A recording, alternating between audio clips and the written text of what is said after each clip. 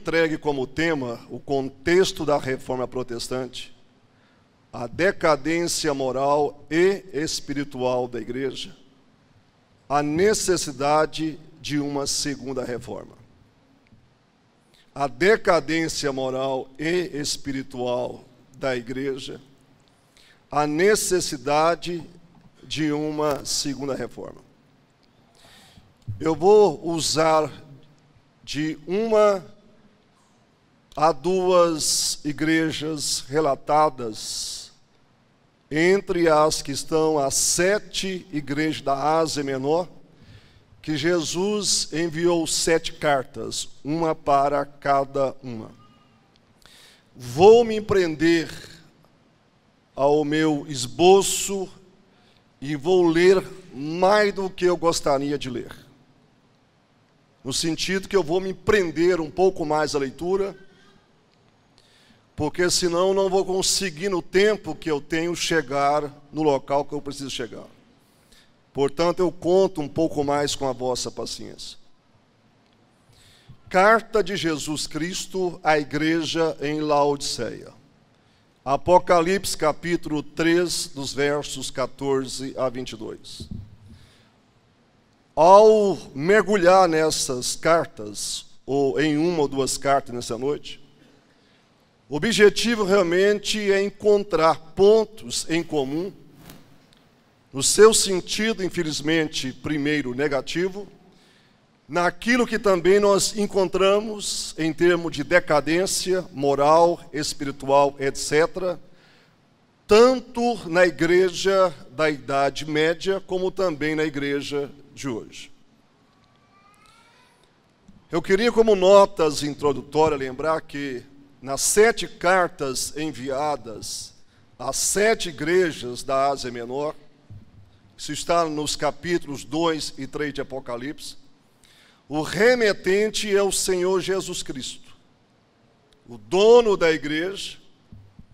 É Ele quem está falando diretamente a elas através da vida do seu servo, o apóstolo João. A mensagem é endereçada à igreja, mas especialmente ela é endereçada primeiramente ao pastor, chamado aqui de anjo da igreja.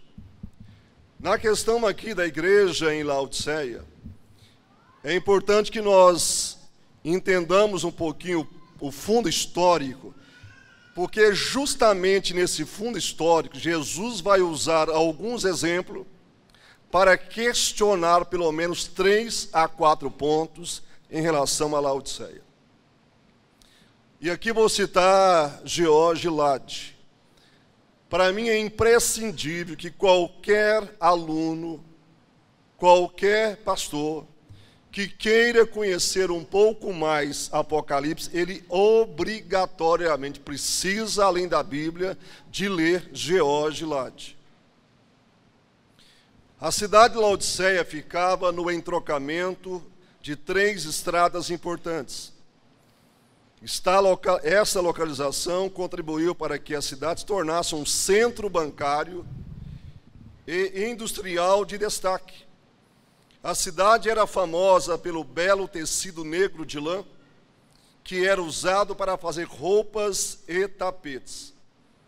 Contava também com uma escola de medicina particularmente conhecida por sua pomada para tratamento dos ouvidos e pelo pó frígio, usado para fabricar colírio. A igreja em Laodiceia é um exemplo de cristianismo nominal e de acomodação. A riqueza econômica exerceu uma influência mortal, cruel, sobre a vida espiritual da igreja. O cristianismo prova nesses 20 séculos que essa relação entre igreja, entre espiritualidade e relação com dinheiro, com riqueza, nem sempre deu um bom casamento para a igreja. Não deveria ser assim. como também prova a história que política partidária, em relação à espiritualidade da igreja, nem sempre deu um bom casamento. Também não deveria ser assim. Continuando, primeiro ponto, as obras reprovadas da igreja. E aqui então, em 3,15, Jesus diz o seguinte: conheço as tuas obras, que nem és frio nem quente. Conheço as tuas obras, que nem és frio nem quente. E no 15b, ele diz: quem deras fosse frio ou quente. O problema dos laodicenses era que eles não eram nem frios nem quentes. Eles não tinham a frieza da hostilidade ao Evangelho ou da rejeição da fé, mas também não tinham zelo e fervor.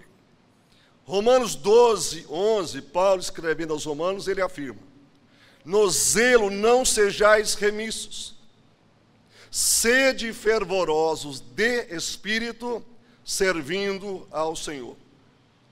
Os crentes laodicenses eram simplesmente indiferentes, cristãos de nome profundamente acomodados. No verso 16, Jesus continua: assim, porque és morno, e nem és quente nem frio, estou a ponto de vomitar-te da minha boca. É uma palavra extremamente dura. Porque não és nem frio e nem quente, estou pronto, está na hora de eu vomitar-te da minha boca. Ele estava escrevendo à igreja dele, a noiva dele, comprada pelo sangue dele. Nota: água morna é repulsiva, serve somente para ser cuspida fora. Quem dera fosses frio ou quente, não há nada pior do que algo morno a ponto de provocar náuseas. Normalmente a água morna provoca náuseas. As palavras eram para sacudir, para mexer e para impactar uma igreja indiferente, uma igreja profundamente acomodada e adaptada àquela situação secular. Ponto 2. As afirmações da igreja e a resposta de Jesus. Uma questão é o que a igreja diz. Outra coisa é o que Jesus está dizendo. E quando eu me refiro aqui à igreja, eu queria que você não ficasse confortável pensando na igreja na sua perspectiva macro, o corpo, a estrutura. Eu gostaria que você pensasse na igreja aqui no texto sagrado, pensasse em você. É você, com nome, CPF, endereço e etc.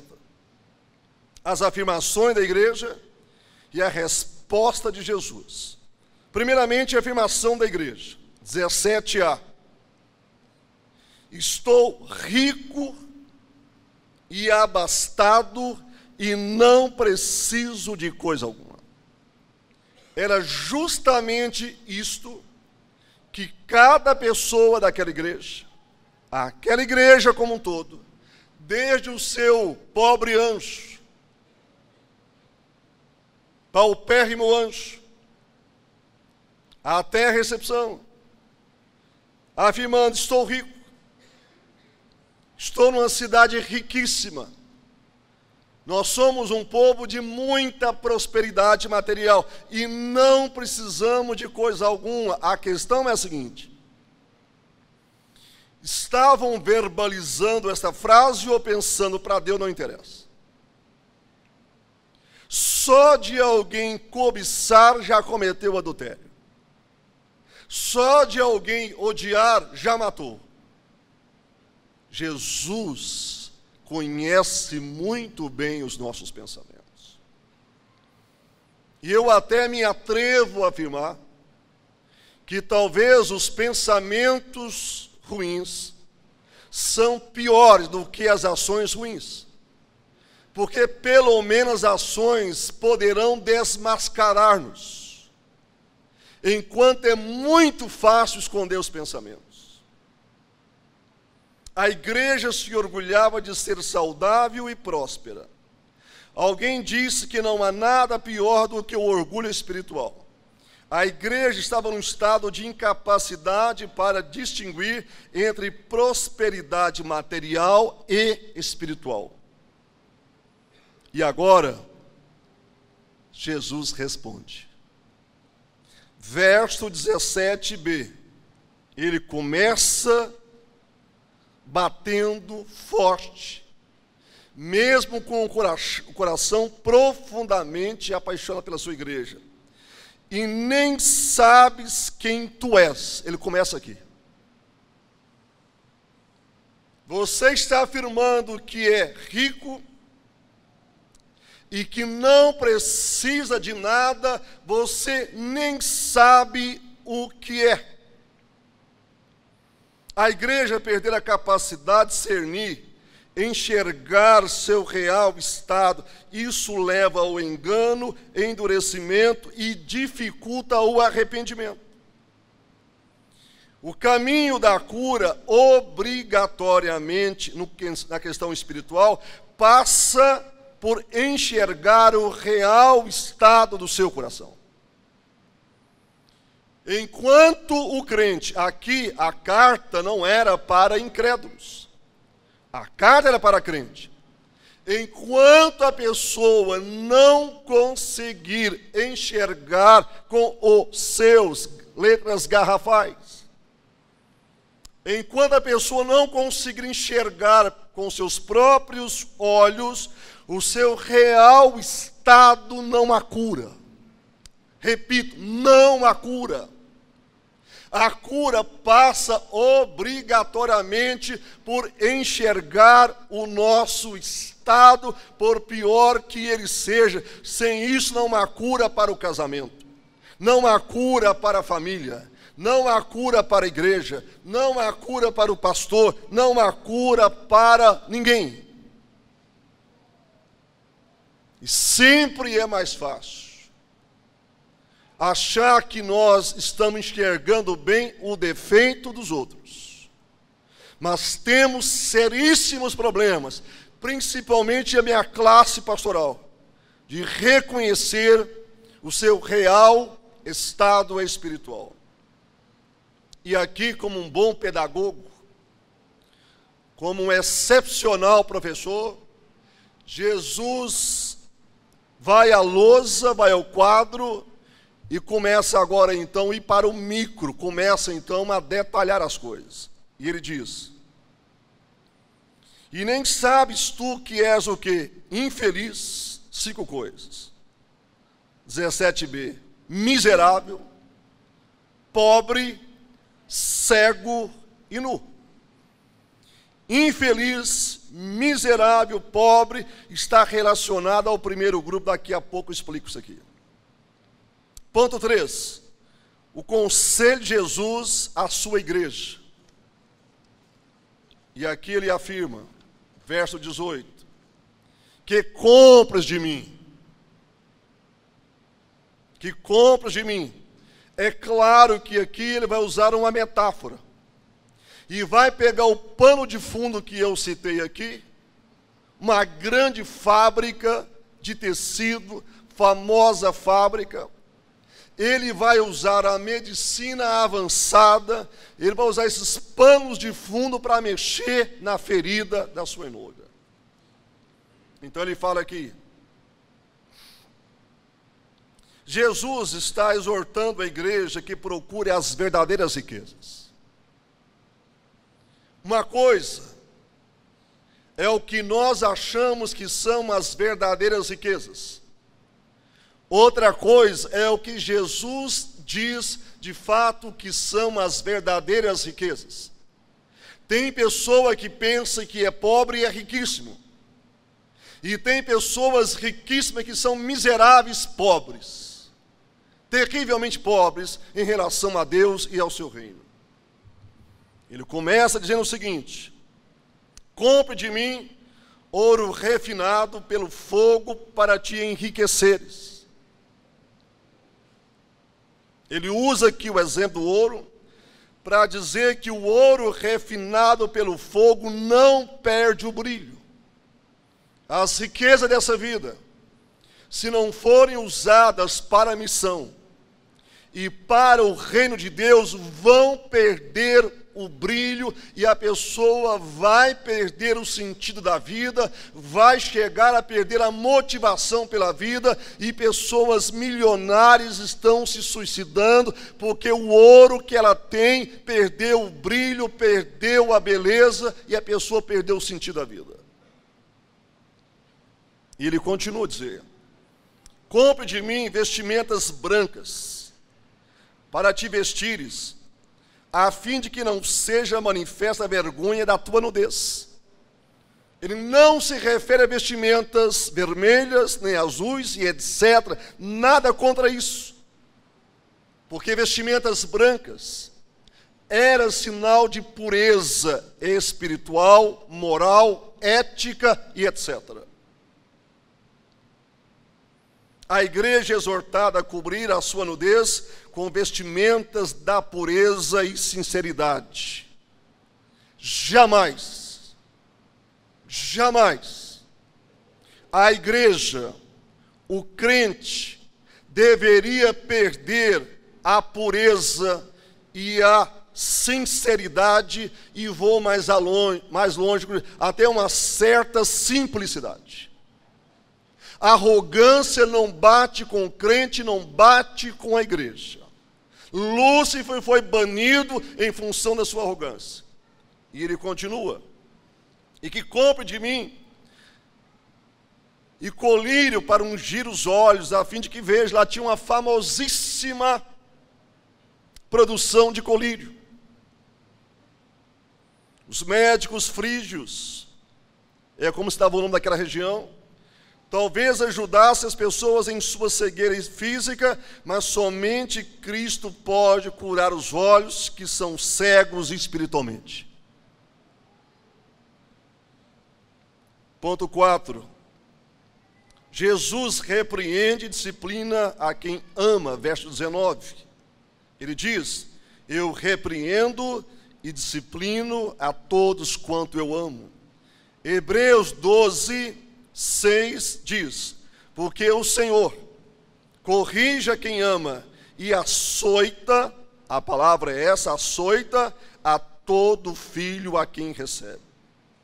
E ele continua a dizer agora: sê zeloso e arrepende.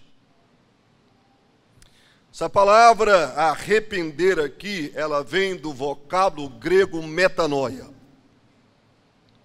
Metanoia, no grego, significa arrependimento verdadeiro.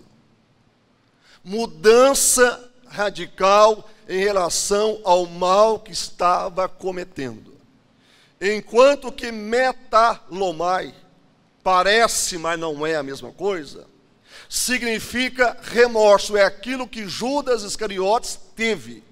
Ele teve metalomai, ele teve remorso que não resolve nada. Remorso não cura, remorso não transforma, remorso não leva a pessoa para cumprir a sua missão em todas as áreas que Deus o colocou, visando transformação nele e através dele. Metalomai, misericórdia. Remorso só provoca consciência culpada, escravidão de uma culpa que não muda nada. eram veementes chamados ao arrependimento, mas era a última oportunidade. O que dá a entender no texto que ele estava já há tempos exortando a sua igreja em Laodiceia. Agora era o aviso final. E dá a entender que o juízo estava às portas. Se não segurasse, se não pegasse, iria passar. Permita aqui um parênteses, que eu não posso ter tempo para parênteses. Perdoe a você, Paulo. Eu converti em 81. Fui para o seminário em 82. Fiquei lá até 84. Cuidei de 3 congregações na periferia de Goiânia para aprender a ser um pastor piedoso. Para sentir cheiro de gente pobre. Para conviver com miseráveis excluídos da sociedade goianiense. Para entender que pastor precisa enfiar a cara lá na periferia da periferia para desenvolver a piedade. Mas eu trabalhava numa grande empresa e apaixonei por aquilo, o tempo passou, vice-presidente da igreja, pregando na igreja, presidente de mocidade, tudo isso aqui um pouco mais. Quando chegou o ano de 94, 13 anos após, eu fui ordenado pastor em 87. 7 anos após a minha ordenação, eu ouvi a voz de Deus na sala da minha casa. Maria não estava. Eu caí de joelhos. Eu ouvi, eu nunca, jamais poderei deixar de duvidar daquela voz. Estou te dando a última oportunidade para assumir o ministério com tempo integral, se não acabou. No outro dia eu fui à Incol e pedi demissão. Depois de 18 anos naquela empresa. Aqui era a última oportunidade. Era o último momento. O aviso final, verso 20. Eis que estou à porta e bato. Nós achamos que isso aqui é uma mensagem para os incrédulos. Não é, mas essa mensagem aqui era para a igreja. Era para aquela igreja. É para você. É para mim, para o pastor Silvio. Eu sempre tive problema com esse versículo. Porque eu não posso esquecer. Eu não posso esquecer que essa igreja estava na dispensação da graça. O Espírito Santo já havia se derramado há décadas. Esses irmãos convertidos já tinham o Espírito Santo habitando neles. E se o Espírito Santo estava habitando neles, o Filho também estava habitando. O Pai também estava habitando. Porque a Trindade, não podemos separar a Trindade. Se o Espírito Santo está em você, e ele está em você que é convertido, ele traz obrigatoriamente a presença do Filho e a presença do Pai. E se Jesus estava dentro dessas pessoas, como que ele diz: eis que eu estou à porta do seu coração e bato e quero entrar? Se estava batendo, não era para escarnecer. E nós vamos ver aqui no complemento desse versículo. Eu não tenho uma outra resposta e não quero ser dono da verdade. É o que eu disse aqui ontem. Havia áreas na vida daqueles irmãos que estavam fora do domínio do Senhor Jesus Cristo. Pessoas lavadas, compradas pelo sangue do Cordeiro, mas tinha áreas, e aqui citamos algumas, e podemos ver aqui que entre alguma dessas questões, predominantemente, o orgulho espiritual havia entrado no meio daquele povo. passaram a achar que eram os caras, que eram os poderosos. Provavelmente tinham maravilhosos relacionamentos políticos com Roma, porque tinham dinheiro de sobra para bancar a política romana. Infelizes, achavam-se ricos, milionários, e eram pobres, paupérrimos diante dos olhos de Deus. E não era a porta no seu sentido escatológico, como alguns pensam, era a porta daquele momento. Jesus estava à porta do coração de cada crente e desejava entrar, e não há a menor dúvida com relação a isso aqui. E ele complementa: se alguém ouvir a minha voz e abrir a porta, entrarei em sua casa, cearei com ele e ele comigo. Aqui existe uma coisa tremenda. Isso aqui, cear aqui, é um chamado.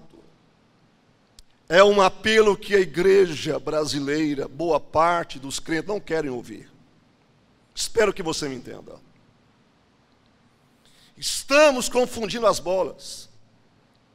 Nós podemos servir a igreja e não servir o Deus da igreja. Nós podemos ter comunhão com a igreja e não ter comunhão com o Deus da igreja. Nós podemos falar de intimidade com Deus e ser nota zero na nossa intimidade com Deus. Podemos cantar sobre intimidade, estar longe de Deus, como realmente o Centro-Oeste está longe dos mares. Era um chamado para a intimidade. Se abrires as portas do seu coração, ou no singular, eu vou entrar nas áreas mais profundas do seu ser. E você vai gozar em mim o que você nunca gozou. Você vai experimentar delícias. Aleluia. Os frutos de cantares vão entrar e você vai conhecer o noivo que sai ao seu jardim para alimentar a sua alma, meu filho. E você comer das especiarias que não foi você que plantou. Foi a minha graça na cruz que deu a você um jardim. Eu quero cear com você, mas enquanto você estiver ceando com o seu ego, enquanto você estiver ceando com as suas riquezas materiais, aleluias, quando estiver ceando com as suas vaidades, enquanto você achar que é o cara, você nunca vai cear comigo. Você está comendo numa mesa de miséria. Você tem as melhores comidas na sua mesa, mas você vai para a cama com fome, acorda com fome, vai para o seu trabalho com fome, porque você não ceia comigo. Já citei e vou repetir aqui. Lá em Goiânia, onde eu pastorei por 14 anos, advogado, ovelha que Deus me permitiu ganhar para Cristo. Ele diz que o diretor de um dos maiores bancos do exterior sediado no Brasil, ele disse que ele queria conversar com o pastor, não era crente. E ele chegou e disse para mim, no meu escritório tão simples: pastor, eu sou um cara riquíssimo. E começou a listar as suas grandezas, as suas riquezas. E ele disse: nada de ruim aconteceu na minha família, na minha vida. A fazenda com milhares de cabeça de boi, que eu adorava, hoje eu vou lá, não sinto mais prazer. Eu perdi o prazer. A mesa, riquíssimo, milionário, influente, poderoso, mas morrendo de fome, porque não conseguia cear com o Senhor da vida. Jesus disse lá em João capítulo 6, aquele que não comer a minha carne, e não beber o meu sangue, não tem parte comigo. Pode ter parte com a igreja, pode viver na igreja, tomara que isso aconteça, mas em resposta à ceia que você tem com Jesus. Porque ninguém dá o que não tem no reino de Deus. Pessoas famintas da igreja não vai matar a fome das demais pessoas da igreja. Marido com fome de Deus não vai matar a fome do seu cônjuge e nem dos seus filhos. Ninguém dá o que não tem. Conclusão. Durante as guerras entre muçulmanos da Idade Média, Laodiceia foi completamente destruída e abandonada. As suas ruínas permanecem ainda hoje, há resquícios. Há um sítio arqueológico ali, mas as ruínas só estão algumas pedras, marca de uma cidade riquíssima que está em ruínas. Eu teria muito a dizer sobre isso aqui, mas eu preciso continuar.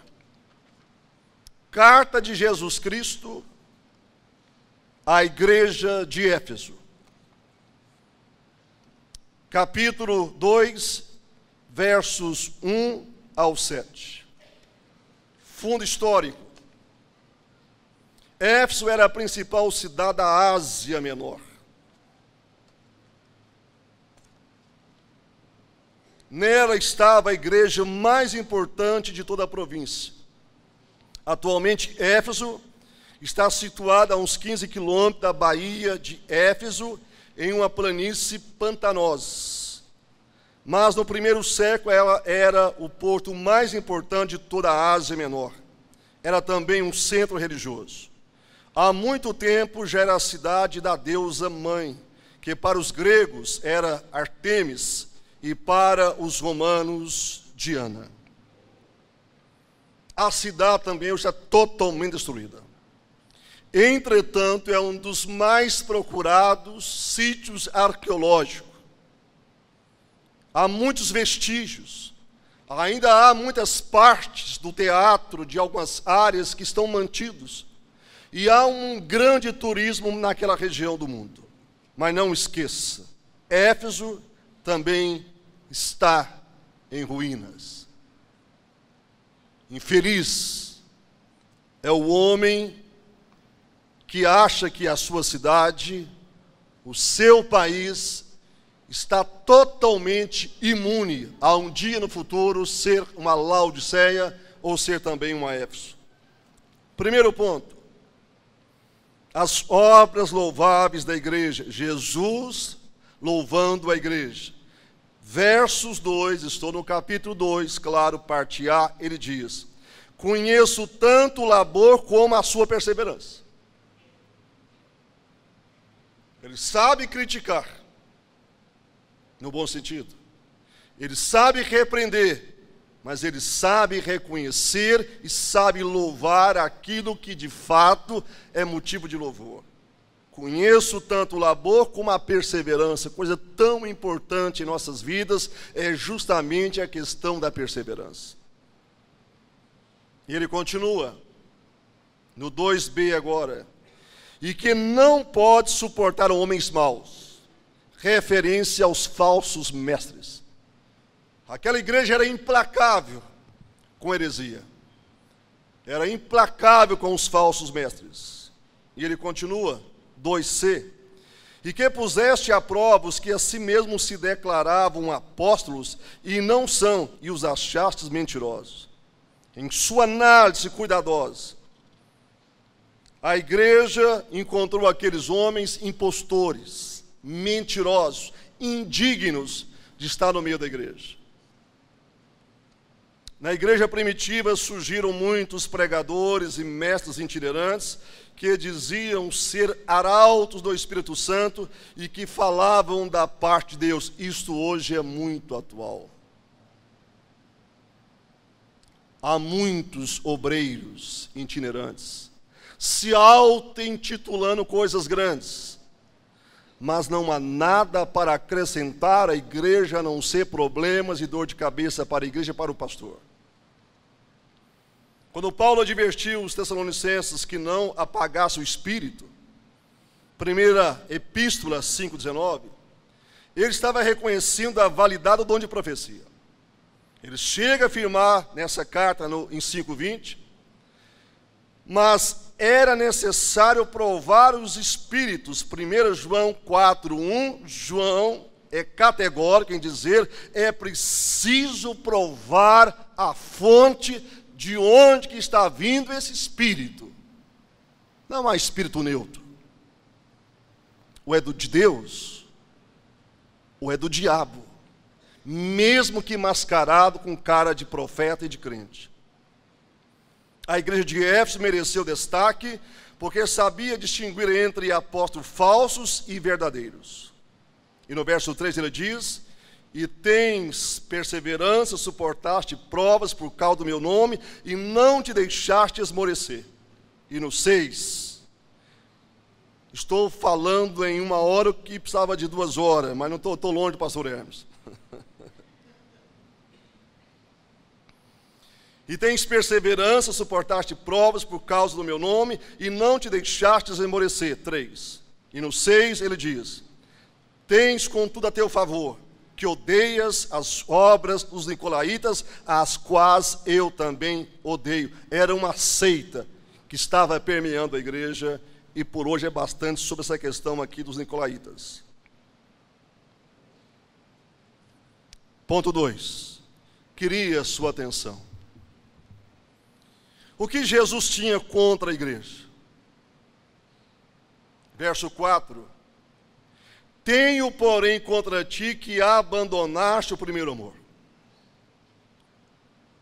Te louvo nisso, naquilo outro. Mas eu tenho uma coisa contra vocês, é uma coisa gravíssima. Era como que uma metástase em um corpo humano. Eu tenho algo contra vocês. Vocês abandonaram o primeiro amor. O que ele queria dizer aqui, que naquele momento da história da igreja, o amor da igreja para Jesus e o amor da igreja entre os irmãos havia reduzido a quase zero. A ideia aqui é abandonar o primeiro amor. O primeiro momento daquela igreja foi marcado por um profundo, intenso amor a Cristo e aos irmãos. Mas agora, perderam o primeiro amor. E aqui Jesus então manda alguns recados. Espero que você consiga entender a minha sequência. Ele começa a dizer em 5a, lembra de onde caístes. Segunda coisa, arrepende-se e volta à prática das primeiras coisas. Aqui, nesses 3 pontos, eu teria um sermão de 2 horas. Lembra de onde você caiu. Lembra, você não estava assim. Aconteceu um incidente. Aconteceu uma coisa clara, pontual, que é possível diagnosticar. Lembra-te de onde caístes.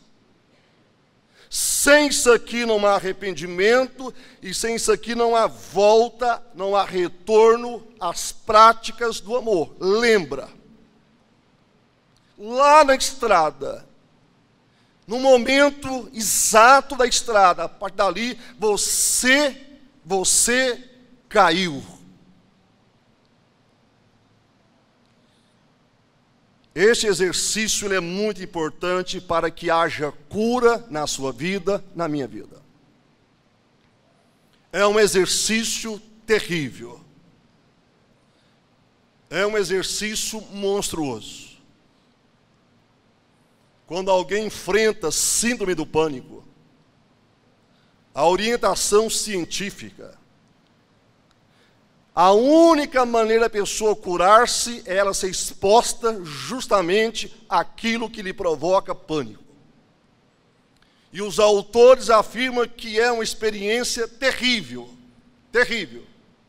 Justamente você ser inserido no lugar que mais você tem medo e que mais provoca uma loucura no seu corpo.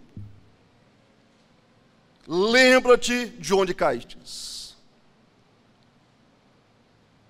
Se não voltar, não há cura. Vai passar 10 anos na igreja. Pode ser pastor que está pregando há 100 anos na igreja, não há cura. É preciso saber onde caiu. Eu caí lá. Lá eu perdi o amor. A essência do amor ágape não é referência ao amor eros. Não é o amor fraterno, é o amor ágape.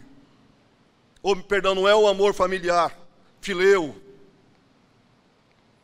Segunda coisa, lembra-te, e ao lembrar pontualmente agora arrependa.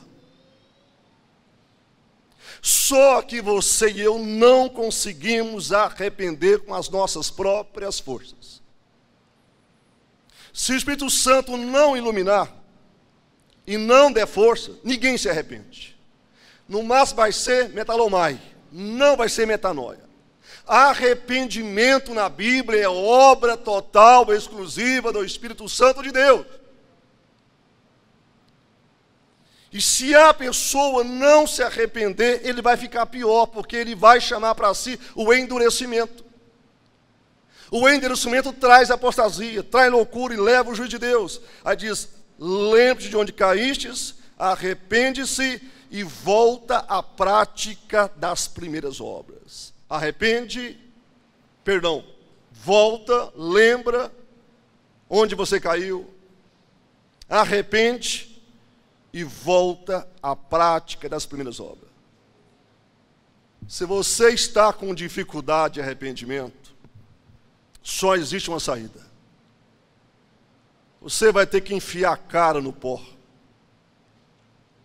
E vai ter que clamar a Deus, suplicar a Deus, às vezes coberto de jejum, porque tem algumas castas que domina crente, que só sai com jejum e com oração. Vai ter que enfiar a cara no pó. Vai ter que chorar. Como disse alguém, quanto mais fundo se desce, mais difícil vai ser subir. O melhor seria enfrentar a encrenca assim que ela começa a cavar em nossa vida. E ele disse, se isso não acontecer, vai ter consequências. Venho a ti e te moverei do seu lugar o teu candeeiro, caso não te arrependas. Autores responsáveis afirmam que isso aqui poderia ser uma sugestão que em algum momento da história iria acontecer algum incidente que Deus iria tratar a sua igreja. Não existe mais igreja em Laodiceia. Não existe mais a igreja em Éfeso. A poderosa igreja de Éfeso. A segunda carta, mais teologicamente, é a carta das cartas de Paulo após Romanos. Não tem mais a igreja. Acabou a igreja. Você não sabe o que te espera amanhã. Tomara que só coisas boas, mas não é verdade. Viva hoje como se fosse o último dia da sua vida. Acerta tudo que você tem que acertar, acerta hoje. Coloca a sua vida em dias hoje. O dia do amanhã não te pertence. Enfim, conclusão. Vou conseguir chegar no horário.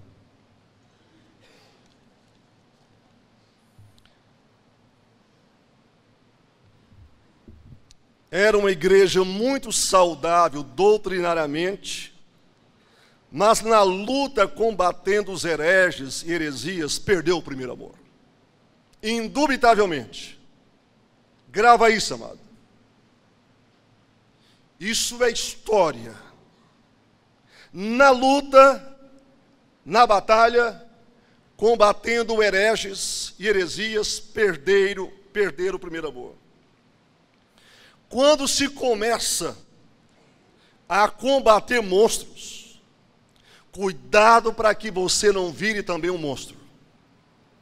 E talvez até pior do que o que você está combatendo.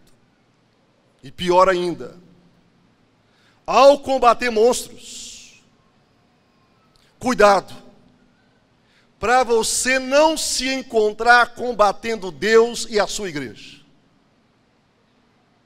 Repito, na hora que você pensar em falar mal de alguém, de uma outra igreja, de um outro pastor, que você desconhece os fatos, cuidado, é sutil, você pode virar um monstro. O perseguido pode virar perseguidor. Pureza doutrinária e lealdade não podem nunca ser substituídos pelo amor, para o amor. Melhor, pureza doutrinária e lealdade não podem nunca ser substituídos para o amor. O amor é maior do que tudo. O amor é a virtude suprema da igreja. Seu bem maior após a salvação. A única virtude que subirá para o céu é o amor. A igreja em Laodiceia era rica materialmente, mas pobre espiritualmente. Já a igreja em Éfeso era rica doutrinariamente, mas pobre em amor.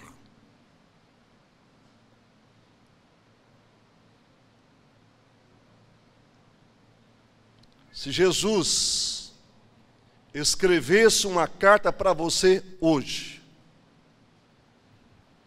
o que é que ele iria colocar?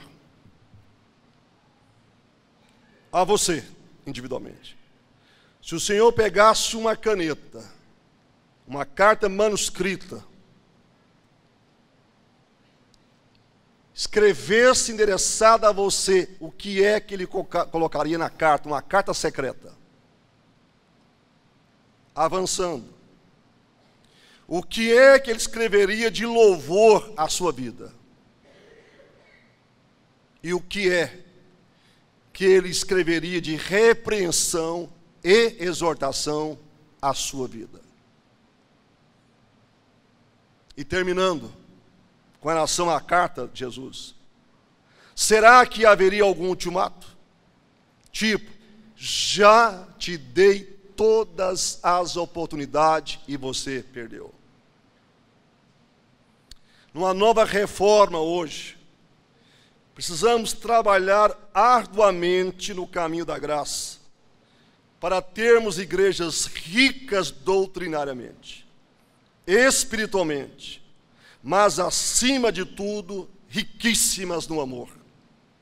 Cremos que as demais coisas Jesus acrescentará, porque a igreja é dele.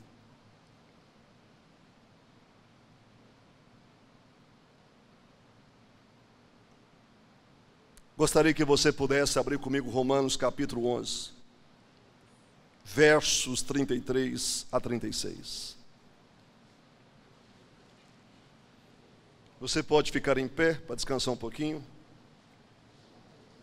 Romanos capítulo 11.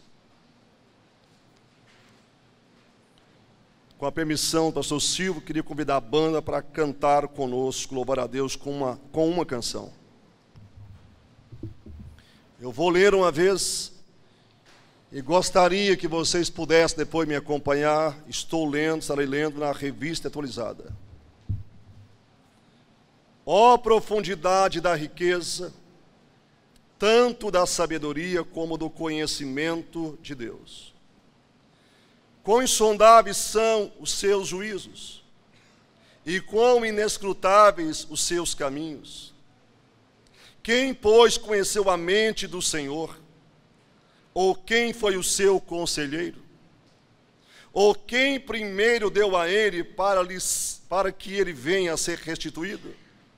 Porque dele, e por meio dele, e para ele, são todas as coisas. A ele, pois, a glória eternamente. Amém. Vamos ler juntos? Pausadamente. Ó profundidade da riqueza, tanto da sabedoria como do conhecimento de Deus.